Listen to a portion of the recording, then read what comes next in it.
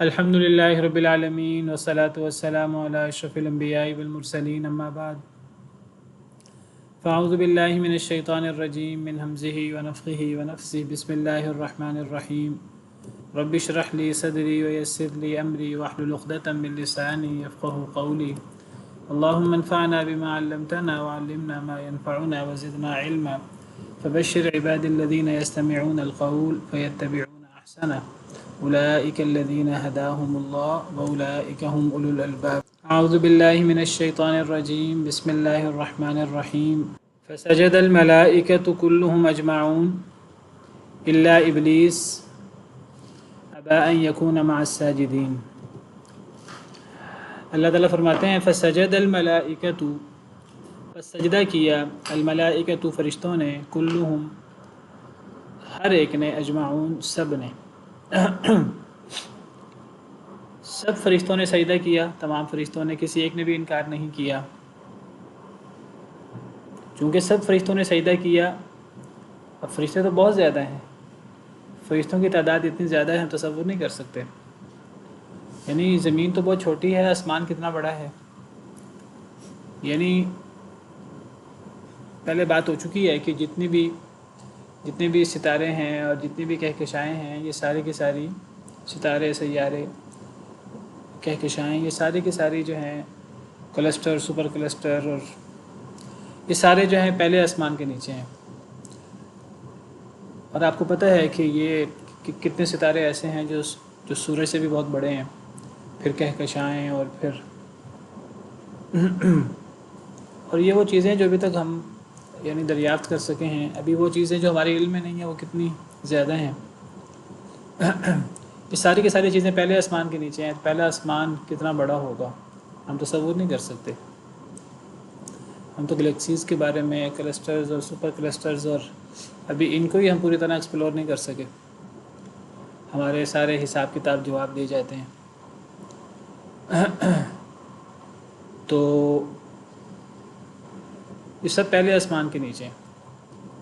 پہلا آسمان، پھر دوسرا آسمان پہلے آسمان سے بڑا ہے، وہ پہلے آسمان کو گویا کہ محیط ہے، گھیرے ہوئے ہے۔ تیسرا آسمان وہ دوسرے آسمان سے بڑا ہے، چوتھا تیسرے سے بڑا ہے، پانچواں چوتھے سے بڑا ہے، چھٹا پانچویں سے بڑا ہے، اور ساتواں چھٹے سے بڑا ہے۔ اور پھر اس ساتوں کے ساتوں آسمان یہ کرسی کے سامنے کوئی حیثیت نہیں رکھتے، اللہ کی کرسی کے سامنے۔ اللہ کی کرسی اتنی بڑی ہے، وسع کرسیہ السماوات والارض، اللہ کی کرسی نے آسمان و زمین سب کو گھیرے میں لیا ہوا ہے۔ بعض احادیث مبارکہ سے پتہ لگتا ہے کہ کرسی اتنی بڑی ہے کہ اس کے سامنے ساتوں آسمانوں کی حیثیت جو ہے وہ ایسے ہے جیسے ایک بہت بڑے صحرا کے اندر چھوٹا سا ایک چھلا ہوتا ہے، ہلکا سا، جو انگلی میں پہنا جاتا ہے۔ پھر اللہ کا عرش بہت بڑا ہے، اور اللہ عرش کو عرش کریم اور عرش عظیم کہتے ہیں، اور اللہ اس عرش کا بھی رب ہے۔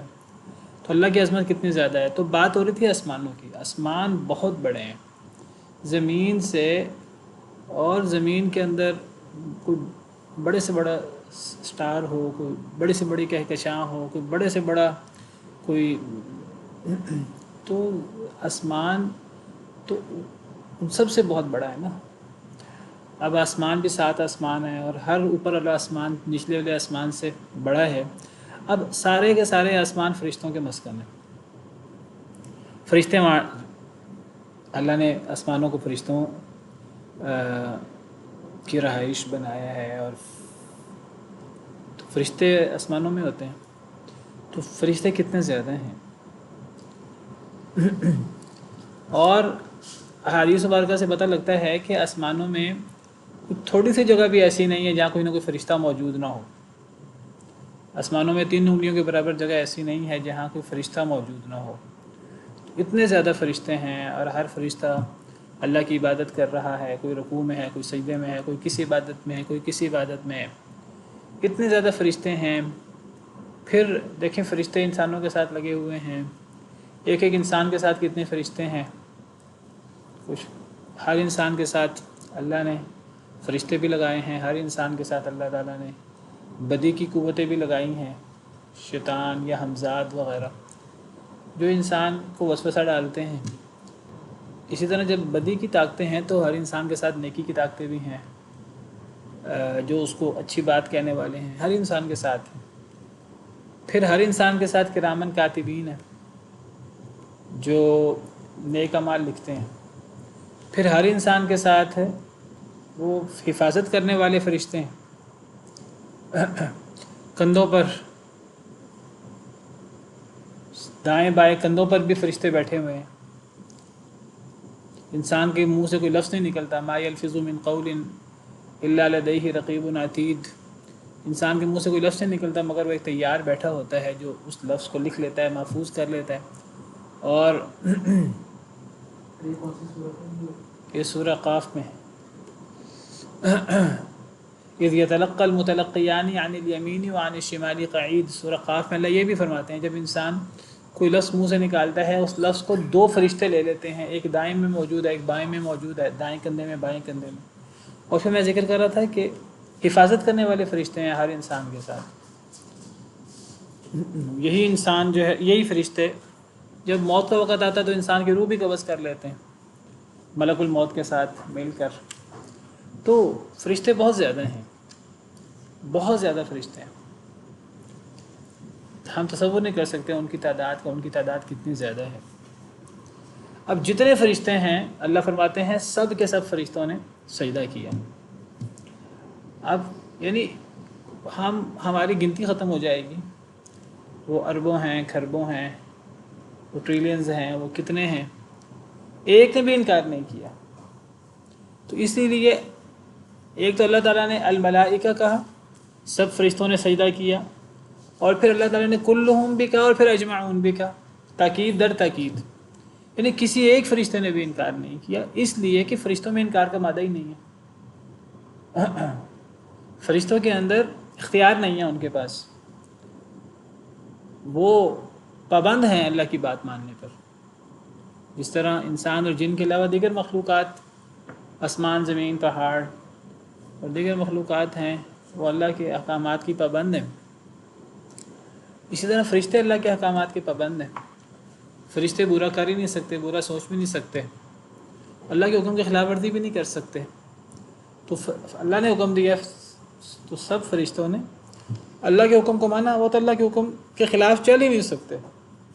اللہ تعالیٰ فرماتے ہیں کہ یا ایھا الذین آمنوا قوا انفسکم واہلیکم نارا وقودھا الناس، فرشتوں کے بارے میں اللہ تعالیٰ فرشتوں کی صفات کیا بیان فرماتے ہیں؟ اللہ فرماتے ہیں سورہ تحریم میں، یا ایھا الذین آمنوا قوا انفسکم واہلیکم نارا، اے ایمان والو اپنے آپ کو اور اپنے گھر والوں کو جہنم کی آگ سے بچاؤ، وقودھا الناس والحجارہ، وہ جہنم جس کا ایندھن لوگ بھی ہیں اور پتھر بھی ہیں، علیہا ملائکۃ غلاظ شداد لا یعصون اللہ ما امرہم، اس آگ کے اوپر جو اللہ نے پہرے دار مقرر کر رکھے ہیں وہ کوئی انسان، کوئی ایسی مخلوق نہیں ہے جو اللہ کے حکم کی خلاف ورزی بھی کر لیتی ہے، بلکہ جزاکم اللہ خیرا، بلکہ وہ فرشتے ہیں جہنم کے اوپر مقرر ہیں، اور علیہا ملائکۃ غلاظ شداد، سخت دل ہیں، بڑے طاقتور ہیں، شدید ہیں، لا یعصون اللہ ما امرہم، اللہ جو انہیں حکم دے وہ اس کی خلاف ورزی نہیں کر سکتے، ویفعلون ما یؤمرون، اور وہ کرتے ہیں جس کا انہیں حکم دیا جاتا ہے، تو وہ اللہ کے حکم کی خلاف ورزی نہیں کر سکتے۔ سورہ نحل اگلی صورت ہے، اس میں اللہ تعالیٰ فرشتوں کے بارے میں فرماتے ہیں یخافون ربہم من فوقہم ویفعلون ما یؤمرون، کہ فرشتے ڈرتے ہیں اپنے رب سے جو ان کے اوپر ہے۔ اللہ فرشتوں سے بھی اوپر ہے۔ فرشتوں کا مسکن کیا ہے؟ میں نے ذکر کیا آپ کے سامنے، فرشتوں کا مسکن آسمان ہے۔ تو فرشتے ڈرتے ہیں اپنے رب سے جو فرشتوں سے اوپر ہے۔ کیا مطلب؟ فرشتے ڈرتے ہیں اس اللہ سے جو آسمانوں سے بھی اوپر ہے، فرشتوں سے اوپر ہے، گویا کہ وہ آسمانوں سے اوپر ہے۔ یہ بات یاد رکھیے، اللہ خالق ہیں، اللہ معبود ہیں، اور اللہ کے علاوہ ہر چیز وہ اللہ کی مخلوق ہے۔ ہر چیز اللہ کی مخلوق ہے، اللہ کے علاوہ ایسے ہے کہ نہیں؟ ہر چیز اللہ کی مخلوق ہے اللہ کے علاوہ، اور جو بھی اللہ کی مخلوق ہے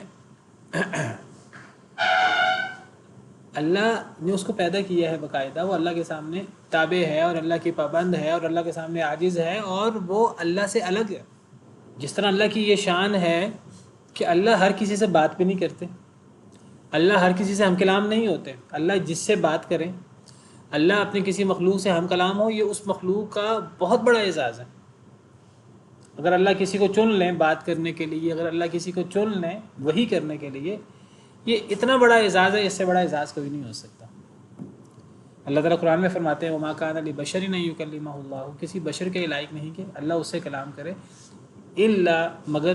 پھر اللہ نے 3 طریقے ذکر کیے ہیں کہ ان 3 طریقوں سے اللہ بشر سے ہم کلام ہوتے ہیں، اور یہ ہر ایر غیرے کو یہ مقام حاصل نہیں ہوتا. یہ خاص اللہ کے چنے ہوئے لوگ ہوتے ہیں. اللہ یصطفی من الملائکۃ رسلا ومن الناس، اللہ لوگوں میں سے بھی رسول چن لیتے ہیں، فرشتوں میں سے بھی اللہ رسول چن لیتے ہیں. نہ ہر فرشتے کو اللہ سے بات کرنے کا اعزاز حاصل ہوتا ہے، نہ ہر انسان کو اللہ سے بات کرنے کا اعزاز حاصل ہوتا ہے. یہ تو بہت بڑا اللہ کا انعام ہے. اللہ نے جہاں نبیوں کا اور رسولوں کا اور ان کے مقام کا ذکر کیا ہے، تلک الرسل فضلنا بعضهم علی بعض، کہ یہ رسول ہے، ہم نے ان میں سے بعض کو بعض پر فضیلت دی ہے. اللہ فرماتے ہیں سارے رسول ایک مقام کے نہیں ہیں، سارے نبی ایک مقام کے نہیں ہیں.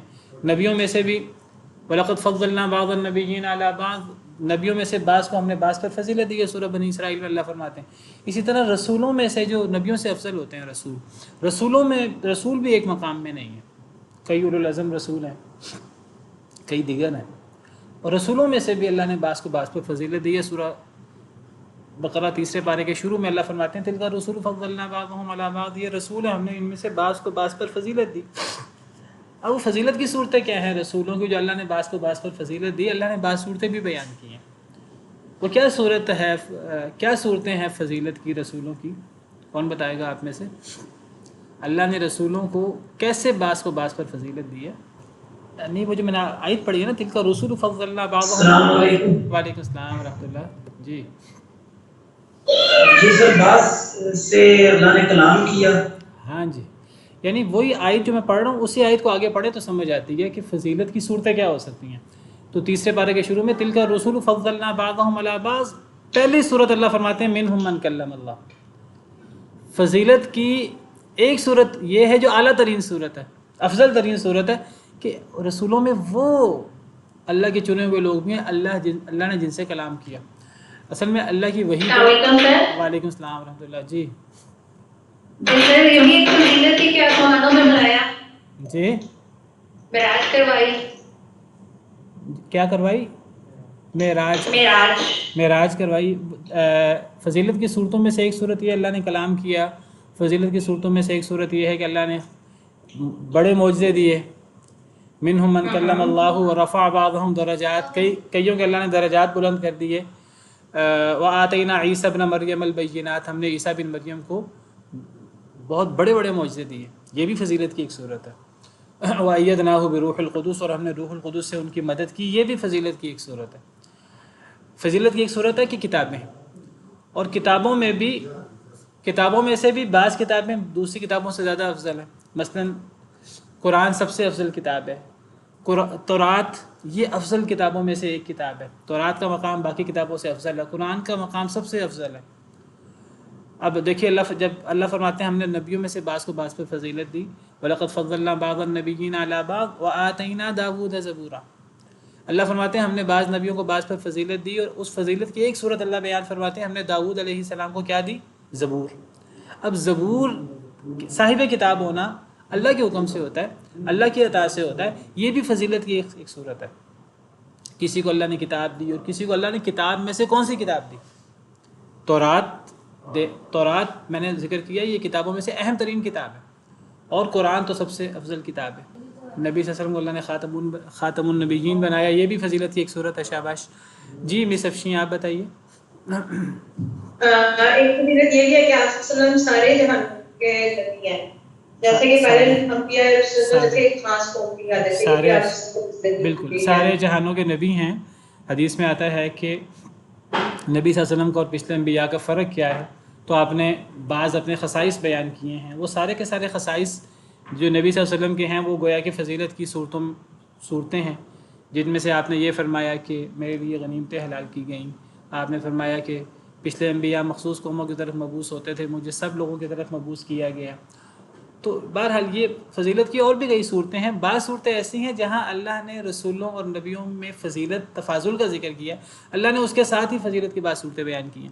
بہرحال بات دور نکل رہی ہے. اس میں کسی کو اشکال ہو سکتا ہے کہ نبیوں سے کلام کرنا اگر یہ فضیلت کی ایک صورت ہے تو اللہ نے تو ہر نبی سے کلام نہیں کیا، یا اللہ نے ہر نبی پر وحی نہیں کی. اصل میں ہر نبی اور ہر رسول پر وحی تو ہوتی ہے، وحی سے ہی کوئی انسان نبی یا رسول بنتا ہے. اصل میں وحی کی بھی کئی صورتیں ہیں. وحی کی ایک صورت فرشتے کے واسطے سے وحی بھی ہے. وحی کی ایک صورت وہ پردے کے پیچھے سے اللہ کسی سے ہم کلام ہو، ڈائریکٹ جس کو ہم کلام کرنا کہتے ہیں، لیکن آمنے سامنے نہیں. اللہ نے کسی سے آمنے سامنے کلام نہیں کی، اللہ کسی کے سامنے نہیں آئے، اللہ نے پردے کے پیچھے سے کلام کیا ہے. اور وحی کی جو تیسری صورت ہے مشہور، وہ ہے جس کو اللہ تعالیٰ وحی کہتے ہیں. وما کان لبشر، وحی کی 3 صورتیں ہیں اجمالاً. پہلی صورت ہے وما کان لبشر ان یکلمہ اللہ الا وحیا، پہلی صورت ہے وحی. او من وراء حجاب، دوسری صورت ہے پردے کے پیچھے سے. اور تیسری صورت ہے او یرسل رسولا فیوحی باذنہ ما یشاء، اللہ رسول بھیجیں اور رسول اللہ کے حکم سے جو اللہ چاہیں وہ وحی کرے. یہ 3 وحی کی اجمالی اگر خلاصہ بیان کریں تو 3 صورتیں. ان 3 صورتوں میں سے ایک تو فرشتے کے واسطے سے یعنی جبریل کے واسطے سے، اور ایک صورت اللہ پردے کے پیچھے سے کلام کرے یعنی اللہ کی آواز آئی ڈائریکٹ، جیسے حضرت موسیٰ علیہ السلام کو آئی. نبی صلی اللہ علیہ وسلم سے معراج کے موقع پر اللہ نے کلام فرمایا فرشتے کے واسطے کے بغیر. اور وحی کی صورتوں میں سے ایک صورت یہ بھی ہے جس کو اللہ وحی کہتے ہیں، جس سے مراد علماء کہتے ہیں اس سے مراد القاء اور الہام ہے، یا اس سے مراد خواب وغیرہ. نبیوں کو خواب کے ذریعے بھی وحی ہو جاتی یا القاء اور الہام کے ذریعے بھی وحی ہو جاتی. تو وحی کی صرف 3 صورتیں. اللہ نے یہ بات کلمہ حصر کے ساتھ بیان کی ہے، وما کان لبشر ان یکلمہ اللہ. کسی بشر کے یہ لائق نہیں کہ اللہ اس سے کلام کرے.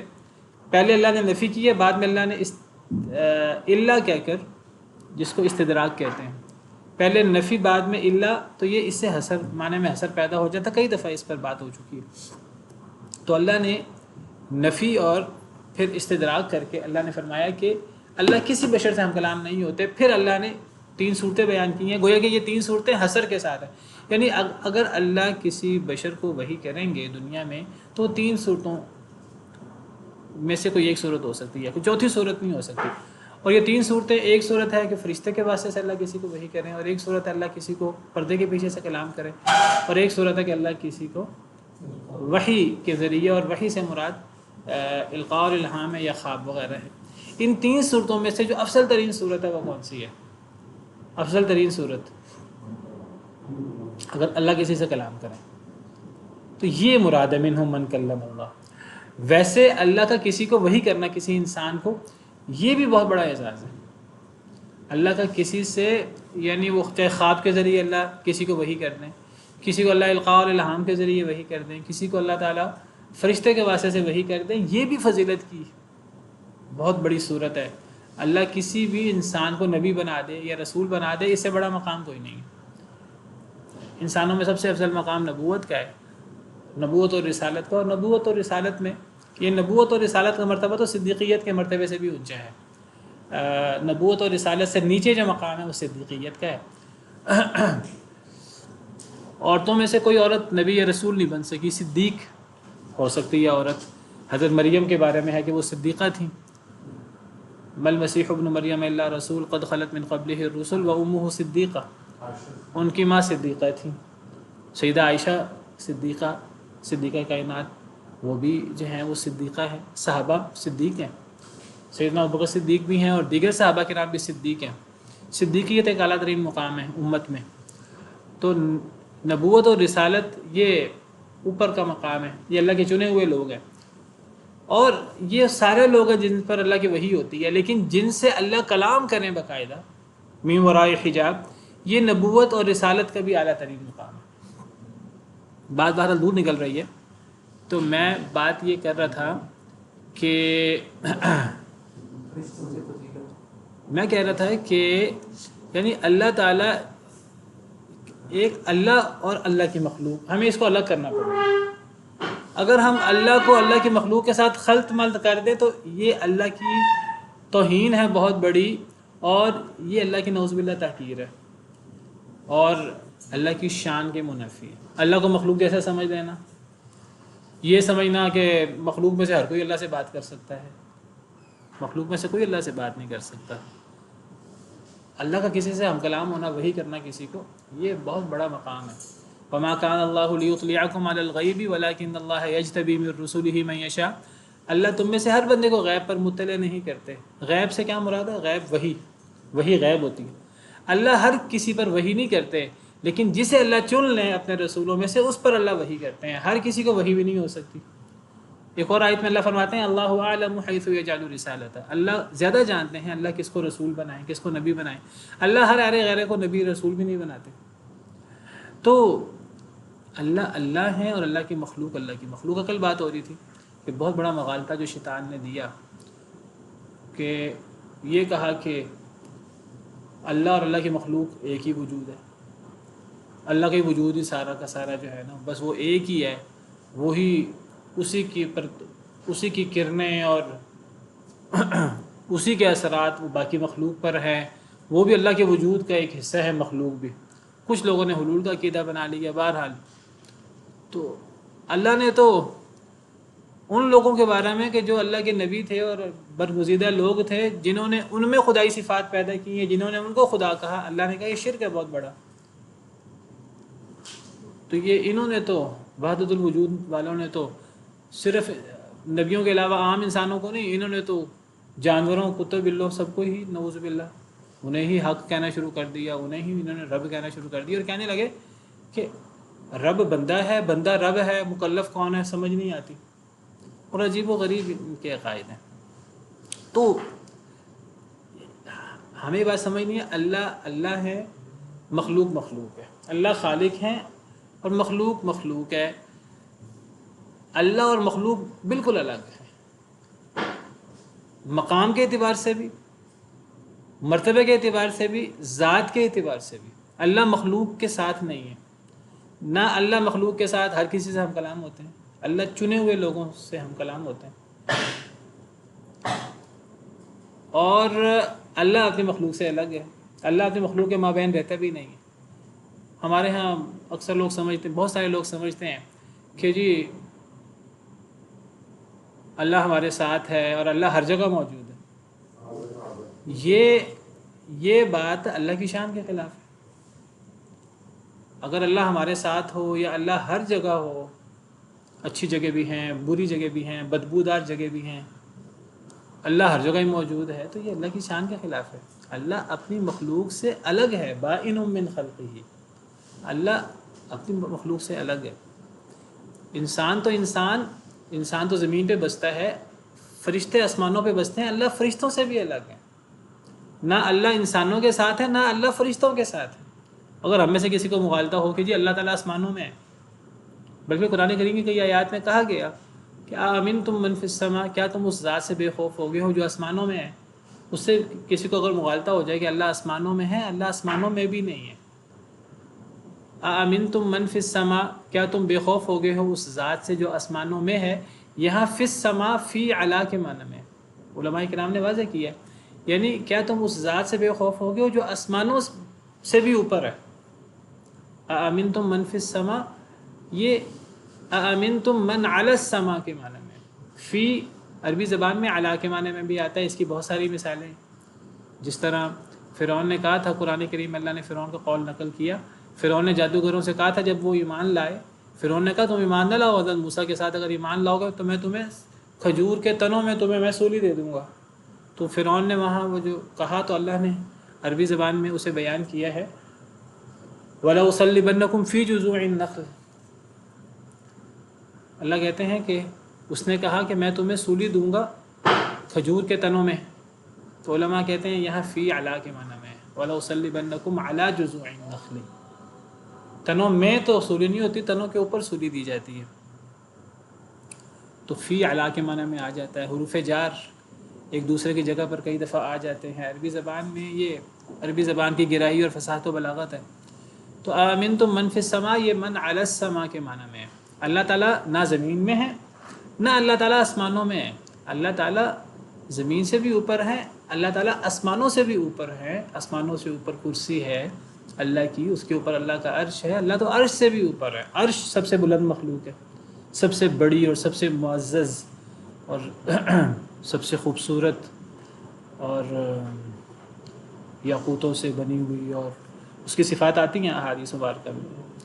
تو اللہ عرش سے بھی اوپر ہے، عرش کے اوپر مستوی ہے. جیسے اللہ کی شان کو لائق ہے، باقی اللہ اپنی صفات کے اعتبار سے ہمارے ساتھ، اپنی صفات کے اعتبار سے اللہ ہم سے اتنے قریب ہیں کہ شارق سے بھی زیادہ نزدیک ہے. اس معنی میں اللہ کو قرآن کریم میں قریب کہا گیا ہے. اللہ کو قریب کہا گیا ہے دعائیں سننے کے ضمن میں.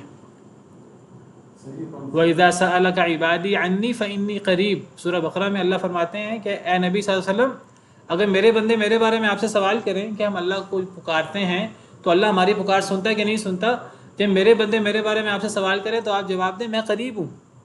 فَإِنِّي قَرِيب، کیا معنی ہے میں قریب ہوں؟ اجیب دعوت الداعی اذا دعان. یعنی ایک تو اللہ تعالیٰ ہر پکارنے والے کی پکار کو، چاہے وہ اونچی آواز سے پکارے، چاہے وہ آہستہ آواز سے پکارے، چاہے وہ دل میں پکارے، اللہ اس کی پکار کو سنتے ہیں.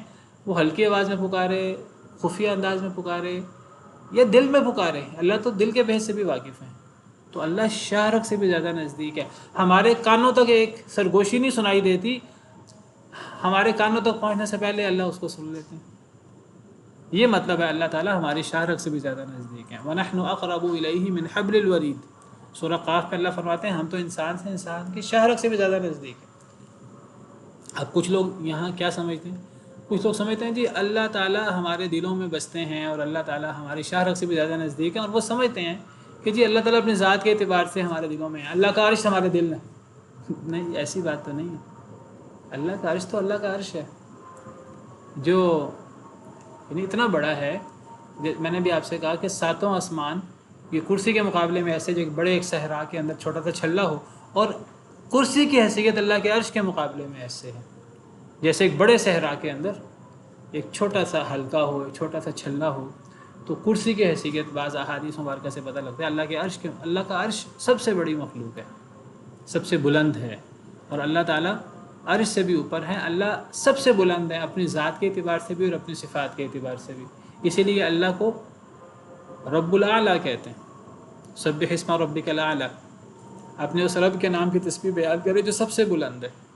اور اللہ اپنی صفات بیان کرتے ہیں، ان صفات میں سے ایک عظیم صفت العلی بیان کرتے ہیں، وہو العلی العظیم، اور وہ سب سے بلند ہے اور سب سے بڑا ہے. بہرحال بات دور نکل رہی ہے، میرا موضوع نہیں ہے. تو میں بات یہ کر رہا تھا کہ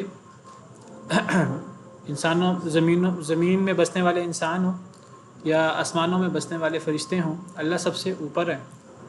تو اتنے زیادہ فرشتے ہیں، تو جب اللہ نے فرشتوں کو حکم دیا کہ آدم کو سجدہ کرو تو ایک فرشتے نے بھی اللہ کے حکم کی خلاف ورزی نہیں کی. تو اسی لیے اللہ تعالیٰ نے تاکید در تاکید لا کر اللہ نے فرمایا کہ کلہم، پہلے تو ملائکہ کا لفظ استعمال کیا، پھر کلہم کا لفظ استعمال کیا، پھر اجمعون کا لفظ استعمال کیا، جس میں تاکید در تاکید ہے. ایک فرشتے نے بھی انکار نہیں کیا الا ابلیس، سوائے ابلیس کے. پہلے اللہ نے تاکید در تاکید لا کر کہا کہ سب فرشتوں نے اللہ کی بات مان لی اور سجدہ کیا آدم کو اللہ کے حکم سے. پھر اللہ تعالیٰ نے فرمایا کہ سوائے ابلیس کے، ابلیس نے نہیں کیا. ابا ان یکون مع الساجدین، اس نے انکار کیا یہ کہ وہ سجدہ کرنے والوں کے ساتھ ہو جائے، سجدہ کرنے والے فرشتوں کے ساتھ وہ بھی ہو جائے، اس نے اس بات سے انکار کیا. تو یہاں اللہ نے استثناء کیا ہے ابلیس کا.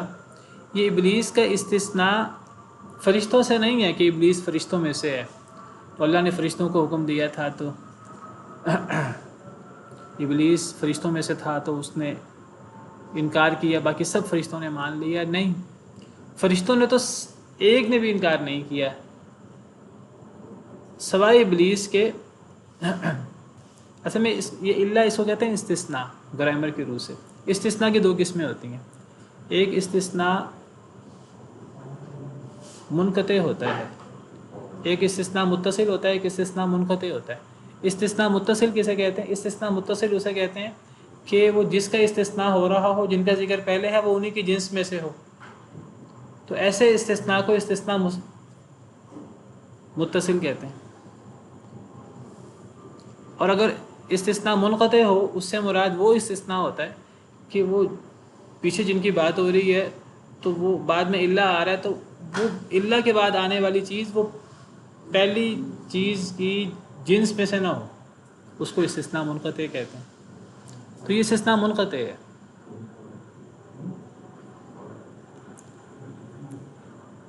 سب فرشتوں نے سجدہ کیا سوائے ابلیس کے۔ اب ابلیس تو فرشتوں میں سے تھا ہی نہیں، استثناء منقطع ہے یہ۔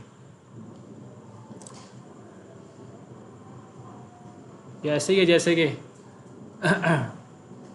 ایک قافلہ ہو، قافلے کے اندر انسان بھی موجود ہے اور قافلے کے اندر انسانوں کے ساتھ ایک اونٹ بھی موجود ہے یا گھوڑا بھی موجود ہے، تو کوئی بندہ کہ جی سارے انسان آگے سوائے گھوڑے کے، اردو میں مثال دے رہا ہوں۔ تو یہ جو اب استثناء ہے، اس استثناء کو کیا کہیں گے؟ متصل کے منقطع؟ یہ منقطع ہوگا۔ اور اگر ہم کہ سارے انسان آگے سوائے فلاں عمر کے، خالد کے، یہ استثناء متصل ہوگا۔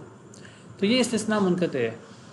ابلیس جو ہے یہ فرشتوں میں سے ہے ہی نہیں، یہ جنوں میں سے ہے، جس میں قرآن کریم میں صراحت ہے وَإِذْ قُلْنَا لِلْمَلَائِكَةِ اسْجُدُوا لِآدَمَ فَسَجَدُوا إِلَّا إِبْلِيسَ كَانَ مِنَ الْجِنِّ فَفَسَقَ عَنْ أَمْرِ رَبِّهِ۔ جب ہم نے فرشتوں سے کہا کہ آدم کو سجدہ کرو تو سب فرشتوں نے سجدہ کیا سوائے ابلیس کے جو جنوں میں سے تھا۔ یعنی اللہ بتا رہے ہیں کہ ابلیس اللہ کے حکم کی خلاف ورزی کر کیسے سکتا ہے؟ اللہ فرما رہے ہیں اس لیے اس نے خلاف ورزی کی کہ وہ فرشتوں میں سے ہے ہی نہیں، فرشتوں میں سے تو کوئی اللہ کے حکم کی خلاف ورزی کر ہی نہیں سکتا، ان کے پاس اختیار ہی نہیں ہے۔ تو ابلیس نے اس لیے کیا کیونکہ وہ جنوں میں سے ہے، وہ انسانوں میں سے ہے ہی نہیں، تو وہ جنوں میں سے ہے۔ فَفَسَقَ عَنْ أَمْرِ رَبِّهِ، تو اس نے اپنے رب کے حکم سے خروج کیا، اس نے اپنے رب کے حکم سے فسق کیا، اپنے رب کے حکم سے نکل گیا۔ تو جنوں کے پاس اختیار ہے انسانوں کی طرح۔ اب سوال وہی پیدا ہوتا ہے کہ فرشتوں، حکم تو فرشتوں کو تھا، تو ابلیس کا استثناء اللہ نے کیوں کیا؟ تو اصل میں ابلیس فرشتوں کے ساتھ تھا۔ اللہ نے کیوں فرشتوں کے ساتھ رکھا ہوا تھا یہ ایک الگ تفصیل ہے۔ تو ابلیس فرشتوں کے ساتھ تھا جنوں میں سے، اللہ نے اس کو آسمانوں پہ بلا لیا تھا، یہ فرشتوں کے ساتھ تھا۔ تو جب فرشتوں کو حکم ہوا تو اس حکم میں اغلبیت کے تحت ابلیس بھی شامل ہو گیا۔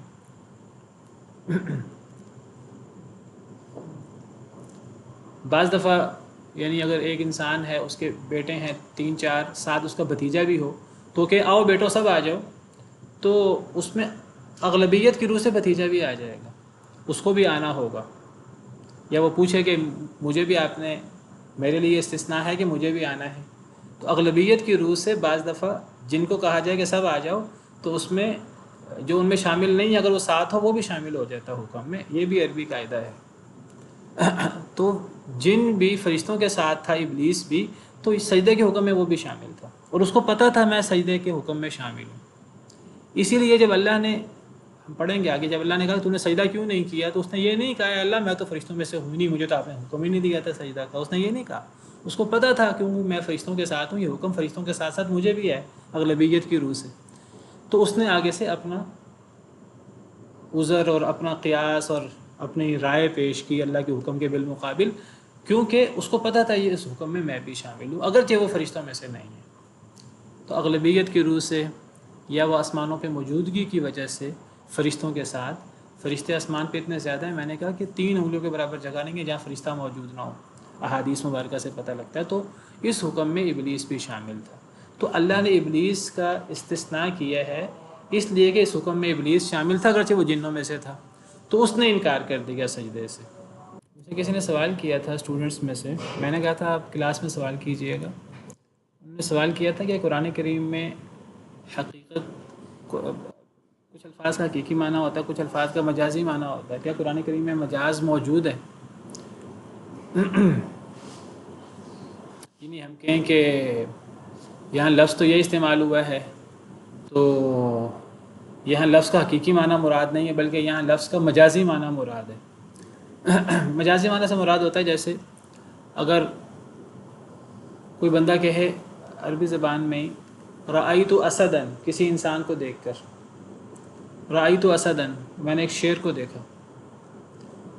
اب کسی انسان کو دیکھ کر اگر کوئی کہے رأیت اسدًا، اسد کا ایک حقیقی معنی ہے شیر، اور اگر کوئی کسی انسان کو دیکھ کر کہے گا رأیت اسدًا، میں نے ایک شیر کو دیکھا، تو کیا مراد ہوگی یہاں؟ کیا مراد ہوگی کہ میں نے ایک ایسے انسان کو دیکھا جو بہادری اور قوت اور طاقت میں شیر کی طرح ہے. تو بجائے سے کہ وہ یہ بندہ کہے وعلیکم السلام کہ میں نے ایک انسان کو دیکھا جو بہادری اور قوت میں شیر کی طرح ہے، تو ایک مجاز یہ بھی ہے کہ ایک بندہ ڈائریکٹ کہہ دے رأیت اسدًا، میں نے ایک شیر کو دیکھا. اگر وہ انسانوں کی بات کر رہا ہے تو اسد سے پھر مراد ایک ایسا انسان ہوگا جو قوت میں اور طاقت میں اور بہادری میں شیر کی طرح ہوں. تو اس کو کہتے ہیں عربی میں حقیقت اور مجاز، کہ یہاں مجازی طور پر اسد سے مراد حقیقی شیر نہیں ہے، بلکہ یہاں اسد سے مراد ایسا انسان ہے جو بہادری میں اور جو طاقت میں شیر کی طرح ہے. اس کو مجاز کہتے ہیں. تو اب کیا قرآن کریم میں مجاز موجود ہے؟ اگر قرآن کریم میں مجاز موجود ہے، اکثر علماء کی رائے ہے قرآن کریم میں مجاز موجود ہے.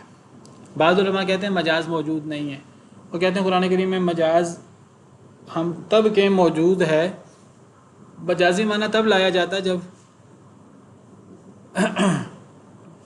ایک بندہ حقیقی لفظ کی بجائے ایک ایسا مجازی لفظ لے آئے مختصر بات کرنے کے لیے. تو بعض لوگ کہتے ہیں اگر ہم یہ کہ قرآن میں مجاز موجود ہے تو مجاز کے اندر اصل میں ایک بندہ اگر حقیقی معنی کرے تو بات لمبی ہو جائے گی، ایک بندہ حقیقت کی بجائے مجاز لے آئے تو مختصر میں وقت میں وہ لمبی بات کر سکے گا. تو اگر ہم کہ قرآن میں مجاز موجود ہے تو گویا کہ اللہ تعالیٰ ایک چیز کو سمجھانے کے لیے حقیقی معنی نہیں لا سکے، اللہ مجازی معنی لائے. انہوں نے کہا اگر ہم یہ کہ قرآن میں مجاز موجود ہے تو گویا کہ یہ اللہ کے اوپر ایک قسم کا الزام ہے کہ اللہ تعالیٰ ایسا حقیقی لفظ نہیں لا سکے کہ جس سے اللہ جو مراد لینا چاہتے ہیں وہ. لیکن دوسرے علماء کہتے ہیں نہیں، یہ کوئی اللہ پہ الزام نہیں ہے، اس معنی میں کہ مجاز کو اس لیے عرب نہیں لاتے کہ وہ حقیقت کو لانے سے حقیقت نہیں لا سکتے. مجاز یہ فصاحت و بلاغت کے اسالیب میں سے ایک اسلوب ہے. اگر یہ کہا جائے میں نے ایک شعر دیکھا، حقیقی لفظ استعمال کیا جا سکتا ہے، میں نے ایک ایسا انسان دیکھا جو بہادری میں شیر کی طرح ہے، اب یہ حقیقت ہے. لیکن یہ ایک فصاحت و بلاغت ہے کہ آپ مجاز بولیں اور وہ اتنا واضح ہوتا ہے کہ سب لوگ سمجھتے ہیں اس کو. دوسری بات یہ ہے کہ قرآن چونکہ عربی زبان میں ہے اور عربی زبان کا خاصا مجاز ہے، عربیت میں مجاز ہوتا ہے، تو قرآن کریم میں مجاز موجود ہے. اکثر علماء کی رائے یہی ہے، اور یہ کوئی عیب نہیں ہے اللہ رب العالمین پر، بلکہ یہ قرآن کریم کی فصاحت و بلاغت ہے کہ قرآن کریم میں مجاز موجود ہے. جس طرح قرآن کریم میں حذف موجود ہے اور اس قسم کی چیزیں موجود ہیں، تو وہ قرآن کریم کا اعجاز ہے. بعض دفعہ حذف سے مختصر بات سے زیادہ بات سمجھ آ جاتی ہے فصاحت و بلاغت کی وجہ سے. آپ لمبی بات کریں حذف کے بغیر تو بعض دفعہ وہ حذف سے بات زیادہ اثر رکھتی ہے اور زیادہ مؤثر ہوتی ہے. اچھا، اب اگر قرآن کریم میں مجاز موجود ہے تو پھر اللہ کی صفات کے بارے میں کچھ الفاظ کیا ہم کہہ سکتے ہیں کہ وہاں حقیقی معنی نہیں مجازی معنی مراد ہے؟ یہ کسی نے سوال کیا تھا، میں نے کہا چلیں کلاس میں بات کروں گا. تو قرآن کریم میں اللہ کے لیے ید کا لفظ استعمال ہوا. اب ید سے مراد قوت لے لی جائے. عین کا لفظ استعمال ہوا ہے تو عین سے مراد شفقت لے لی جائے. اور ساق کا لفظ استعمال ہوا تو ساق کا لفظ مطلب پنڈلی ہوتا ہے، تو پنڈلی کی بجائے وہاں مشکل موقع مراد لے لیا جائے مجاز. تو دیکھیے پہلی بات تو یہ ہے قرآن کریم میں مجاز موجود ہے، یہ بات ٹھیک ہے، جمہور کی رائے یہی ہے قرآن میں مجاز موجود ہے. لیکن دیکھیے مجاز ہم تب کہیں گے کہ یہاں مجاز مراد ہے جب وہاں ان الفاظ سے حقیقی معنی مراد لینے میں کوئی قباحت لازم آتی ہو. اگر کسی جگہ انسان موجود ہیں، کوئی شیر کوئی جانور نہیں ہے، وہاں کہا جائے کہ میں نے ایک شیر دیکھا، اب لوگ کہیں گے میں نے فلاں لائبریری میں فلاں مسجد میں شیر دیکھا، لوگ کہیں گے جی مسجد میں شیر ہوتا ہی نہیں ہے، وہاں تو سارے انسان تھے. اب ہمیں کہنا پڑے گا وہ شیر سے مراد، یہاں حقیقی معنی مراد نہیں لیا جا سکتا، اب مجازی معنی مراد لیا جائے. تو مجازی معنی تب مراد لیا جاتا ہے جب حقیقی معنی مراد لینا ممکن نہ ہو. تو پہلے تو یہ ثابت کرنا پڑے گا کہ جہاں قرآن کریم میں ید استعمال ہوا ہے اللہ کے لیے، تو اگر کچھ لوگ کہیں یہاں ید سے مراد طاقت ہے، قدرت ہے، تو پہلے تو یہ سوال پیدا ہوگا کہ یہاں ید سے مراد جو ید کا حقیقی معنی ہے ہاتھ، وہ مراد لینے میں کیا معنی ہے. پہلے تو یہ بتایا جائے نا کہ یہاں ید مراد لیا جائے تو اس سے فلاں قرآن کی آیت کی نفی ہوتی ہے، فلاں حدیث کی نفی ہوتی ہے، فلاں دین کا ایک طے شدہ اصول ہے اس کی نفی ہوتی ہے، یا وہ معنی سمجھ نہیں آ سکتا، تو کوئی ایسی چیز نہیں ہے کہ ہم کہیں کہ ید سے مراد مجازی معنی قوت ہے۔ بھئی اگر ید سے مراد قوت لینی ہے تو قوت کے لیے عربی زبان میں لفظ قوت خود موجود ہے، تو جہاں اگر اللہ کہیں کہ اللہ تعالیٰ کے ہاتھ ہیں اور مراد ہاتھ سے قوت ہو، تو اللہ تعالیٰ تو اپنے آپ کو قرآن کریم میں جگہ جگہ کہتے ہیں کہ اللہ القوی ہے۔ قرآن میں اللہ کی صفت قوی استعمال ہوئی، قرآن میں اللہ کے لیے فعال لما یرید، اللہ جو چاہیں کریں۔ قرآن کریم اللہ کے لیے المتین کی صفت استعمال ہوئی ہے، مضبوط طاقتور۔ قرآن کریم اللہ کے لیے علی کل شیء قدیر کی صفت استعمال ہوئی ہے۔ تو اللہ نے، اور کن فیکون، اللہ جو کہتے ہیں وہ ہو جاتا ہے۔ اللہ نے قوت کو کئی طریقوں سے واضح کیا ہے، تو وہ ید کہہ کر قوت مراد لینے سے کیا مقصود ہوا، اور ید کہہ کر ہاتھ مراد کیوں نہ لیا جائے؟ وہ کہتے ہیں اصل میں ید کہہ کر ہاتھ مراد لیا جائے تو اللہ کے لیے جسم لازم آئے گا۔ اگر عین، اللہ کے لیے عین ہے قرآن میں آنکھ، وَاصْبِرْ لِحُكْمِ رَبِّكَ فَإِنَّكَ بِأَعْيُنِنَا، آپ اپنے رب کے حکم کے مطابق صبر کریں، آپ ہماری نظروں کے سامنے ہیں۔ تو وہ یہ لوگ کہتے ہیں کہ جی یہاں اعین سے مراد اللہ کی شفقت ہے۔ اگر اللہ کی آنکھ مراد لی جائے، اگر اللہ کا ہاتھ مراد لیا جائے، اگر اللہ کا چہرہ مراد لیا جائے، اِلَّا ابْتِغَاءَ وَجْهِ رَبِّهِ الْأَعْلَىٰ، اور اگر اللہ کا قدم مراد لیا جائے، حدیث میں اللہ کے قدم کا ذکر موجود ہے، اللہ جہنم میں اپنا قدم رکھیں گے، جہنم کہے گی بس بس۔ اللہ کے حقب کا ذکر ہے، کمر کا، اللہ کے ازار کا ذکر موجود ہے۔ ازار ایسے کپڑے کو کہتے ہیں جو نیچے باندھا جاتا ہے۔ اب حدیث میں ازار کا لفظ موجود ہے اللہ کے لیے۔ اب یہ لوگ کیا کہتے ہیں کہ یہ تمام الفاظ سے مجاز مراد ہے۔ اگر اس سے ہم وہ حقیقی معنی مراد لیں گے تو اللہ کا جسم لازم آئے گا، اللہ کا جسم مراد لیں گے تو وہ پھر اللہ انسانوں کی طرح ہو جائیں گے۔ تو پہلی بات ہے کہ اگر ہم ان اعضاء سے حقیقی اعضاء مراد لیں تو یہ کہنا کہ ان حقیقی اعضاء مراد لینے سے اللہ کا جسم لازم آئے گا، یہ کوئی لازمی نہیں ہے۔ جسم تب لازم آئے گا جب ہم اللہ کے اعضاء کو اپنے اعضاء کی طرح سمجھیں، اور پھر ہم یہ کہیں کہ مخلوق کے جب یہ اعضاء ہوتے ہیں تو مخلوق کا جسم ہوتا ہے، جسم لازم آتا ہے۔ جب ہم اللہ کو اپنے اوپر قیاس کریں گے تو یہ سب چیزیں لازم آئیں گی۔ ہم اللہ کو اور اللہ کی صفات کو، اللہ کی وہ صفات ذاتی ہیں، ان کو ذاتی صفات کہتے ہیں، ید، وجہ، عین، اذن وغیرہ ذاتی صفات۔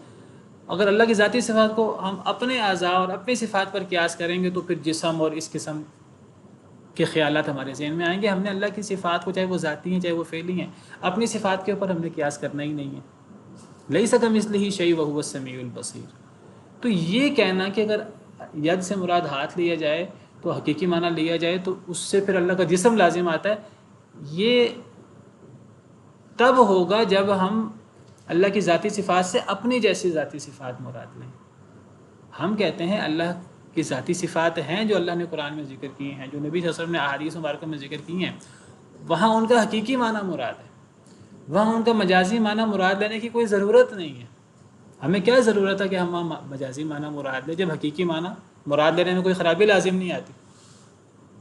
جو لوگ کہتے ہیں کہ اگر ہم یہاں اللہ کا یہاں ان صفات کا ذاتی معنی مراد لیں تو پھر خرابی لازم آتی ہے، اللہ کا جسم لازم آتا ہے، وہ سارے وہ لوگ ہیں جو اللہ کی صفات کا انکار کرتے ہیں۔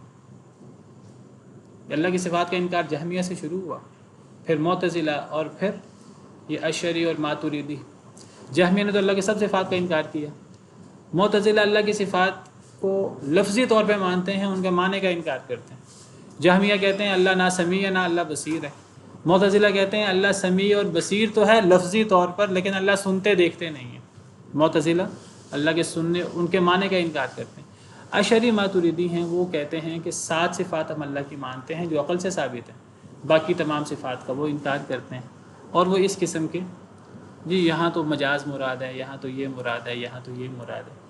حالانکہ اہل سنہ والجماعہ، نبی صلی اللہ علیہ وسلم، صحابہ، تابعین، تبع تابعین، ائمہ 4 سب کا عقیدے میں یہ موقف ہے کہ اللہ کی جو صفات ذاتی یا فعلی قرآن کریم میں بیان ہوئی ہیں ان کو اپنے حقیقی معنی میں ہمیں لینا چاہیے۔ ہاں وہ اپنے حقیقی معنی میں ہوتے ہوئے اگر مخلوق کی صفات کا اور اللہ کی صفات کا کوئی لفظی اشتراک ہو جائے تو حقیقت میں یہ اشتراک ہے ہی نہیں۔ اللہ کے ہاتھ جیسے اللہ کی شان کو لائق، جیسے اللہ کا دیکھنا، اللہ کا سننا اللہ کی شان کو لائق ہے، اس کا دیکھنا سننا ہمارے سننے دیکھنے کی طرح نہیں ہے۔ اسی طرح اگر اللہ کا ہاتھ ہو یا اللہ کا چہرہ ہو تو وہ ہماری طرح نہیں۔ تو قرآن کریم میں مجاز موجود ہے، اس کے باوجود یہ جو صفات ہیں، صفات میں بلا وجہ حقیقت سے چھوڑ کر مجاز مراد لینا صحیح نہیں ہے۔ اچھا ایک چیز اور ہے، پھر جو ایک نقطے کی بات ہے، ٹائم ختم ہو گیا۔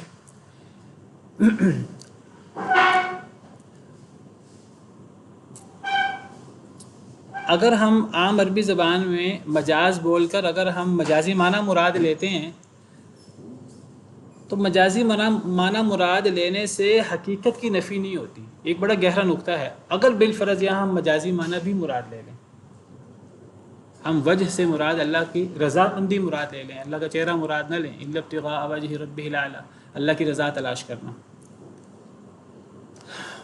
ایک نقطہ ہے، اگر یہاں مجاز بھی مراد لے لیا جائے، جب ہم عربی لغت میں مجاز مراد لیتے ہیں تو اس سے حقیقت کی نفی نہیں ہوتی۔ مثلا اگر ہم کہتے ہیں نا رأیت اسدن، کسی انسان کو کہتے ہیں رأیت اسدن، اب یہاں اسد سے مراد ہوتا تو انسان ہے جو بہادری میں اور قوت میں شیر کی طرح ہے، لیکن اس سے یہ نفی نہیں ہوتی دنیا میں شیر پائے نہیں جاتے۔ جب ہم کسی انسان کو اسد کہتے ہیں تو اس سے وہ جو شیر کی حقیقت ہے اس کو مزید تائید ملتی ہے کہ دنیا میں شیر جیسی مخلوق پائی جاتی ہے جو بڑی طاقتور بڑی بہادر ہوتی ہے۔ اب ہم اس انسان کو شیر کس معنی میں کہہ رہے ہیں کہ وہ ایک دنیا میں ایک جانور موجود ہے شیر، اس کی بہادری اور قوت پر قیاس کرتے ہوئے ہم اس انسان کو شیر کہہ رہے ہیں۔ تو مجازی معنی مراد لینے سے حقیقی معنی یعنی دنیا میں شیر موجود ہے کہ نہیں اس کی نفی نہیں ہوتی۔ میں کہتا ہوں بالفرض اگر وجہ سے مراد اللہ کے لیے جب وجہ کا لفظ ہے، اگر اس سے رضامندی مراد لے لیا جائے یا ید بول کر قوت مراد لے لیا جائے، اگر کوئی مراد لے، ورنہ ید سے مراد ید ہی ہے، اگر قوت مراد لے لیا جائے کہ جی ہاتھ سے چونکہ قوت کا کام لیا جاتا ہے تو اس سے اللہ کے ید کی نفی نہیں ہوتی۔ اب یہ کیا کرتے ہیں، ان کی خرابی کیا ہے؟ جو لوگ یہاں مجازی معنی مراد لیتے ہیں کہ ید سے مراد اللہ کے ید سے مراد قوت ہے اللہ کی، وہ اللہ کے ید کا انکار کر دیتے ہیں۔ ہم کہتے ہیں کہ اگر آپ نے یہاں مجازی معنی مراد لیا ہے، پہلی بات ہے مجازی معنی مراد نہیں لینا چاہیے۔ اگر مراد لیا بھی ہے اور آپ کہتے ہیں کہ ید کے اندر قوت ہوتی ہے تو یہاں اللہ کی قوت مراد ہے، آپ ید سے مراد قوت اگر مراد لینا بھی چاہتے ہیں لے لیں، لیکن اللہ کے ید کا انکار نہ کریں۔ وہ کیا کرتے ہیں، وہ اللہ کے ید کا انکار کر دیتے ہیں۔ تو مجازی معنی مراد لینے سے حقیقی معنی کی نفی نہیں ہوتی، بڑی اہم بات ہے ایک۔ اب بعض لوگ کہتے ہیں جی قرآن میں ہے کہ قبر والے جو ہیں وہ اللہ تعالیٰ قبر والے سنتے نہیں ہیں، قرآن میں موجود ہے۔ وہ کہتے ہیں اصل میں یہاں قبر والوں سے مراد مردہ نہیں ہے، یہاں قبر والوں سے مراد ہیں وہ جو کافر ہیں۔ اللہ کہتے ہیں کافر انک لا تسمع الموتى، آپ مردوں کو نہیں سنا سکتے۔ وہ کہتے ہیں نہیں مردے سنتے ہیں، ہم کہتے ہیں قرآن کی واضح آیت ہے آپ مردوں کو نہیں سنا سکتے۔ وہ کہتے ہیں یہاں مردوں سے مراد کافر ہیں، یہاں قبر میں مردے مراد نہیں ہیں۔ ہم کہتے ہیں اگر آپ یہاں موتا سے کافر بھی مراد لے لیں، مجازی معنی مراد لے لیں، تو وہ کافر کو موتا کہا ہی اس لیے کہا کہ وہ مردوں کی طرح ہے۔ تو جب کافر نہیں سنتا تو حقیقی مردہ تو بالاولیٰ نہیں سنے گا۔ وہ کیا کہتے ہیں، وہ کہتے ہیں یہاں موتا سے مراد کافر ہے، مردہ سنتا ہے کافر نہیں سنتا۔ کتنی عجیب بات ہے، کافر کو جس معنی میں موتا کہا گیا ہے تو کافر نہیں سنتا تو مردہ تو بالاولیٰ نہیں سنتا۔ تو آپ مجازی معنی مراد لے کر حقیقت کی نفی کر دیں، اس کی گنجائش کہیں بھی نہیں ہے۔ بات ٹائم ختم ہو گیا، تو بہرحال قرآن کریم میں مجاز موجود ہے، لیکن مجاز کا سہارا لے کر اللہ کی صفات کا انکار کرنا یہ کسی طور پر صحیح نہیں ہے۔ اللہ کی صفات قرآن کریم میں جو موجود ہیں ان کے حقیقی معنی میں مراد لیا جائے گا۔ ان کی کیفیات وہ ہمیں نہیں پتہ، اس کی کیفیات مجہول ہیں، اس کے بارے میں سوال کرنا اس کی گہرائی میں جانا یہ بدعت ہے، یہ فتنے کا موضوع ہے۔ الاستواء معلوم والکیف مجہول والسؤال عنہ بدعہ والایمان بہ واجب۔ وصلی اللہ وسلم علی نبینا محمد۔